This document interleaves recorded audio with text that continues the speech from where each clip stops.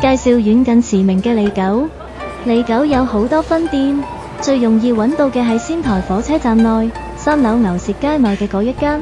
呢條牛舌街其實係火車站商場嘅一小部分，網羅市內幾家最有名嘅人氣店，係好受歡迎嘅食街，而且係室內排隊，為食朋友唔使擔心受天氣影響。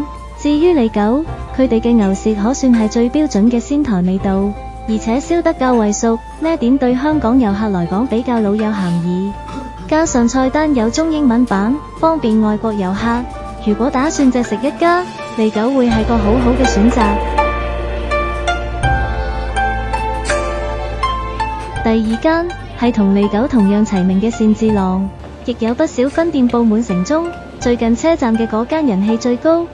善治郎頗有地道居酒屋嘅氛圍，牛舌嘅炭燒感頗強烈，亦冇燒得全熟，保留咗爽脆多汁口感。善治郎其中一家店就係仙台站對面商廈內，行人天橋可直達，豪邁奔放嘅食感係善治郎嘅賣點，唔論男女客人都好受落。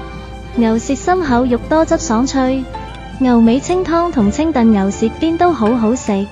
善治郎仲有一道牛舌雲吞，餡料係牛舌肉碎，確實同我哋嘅廣東雲吞頗為相似。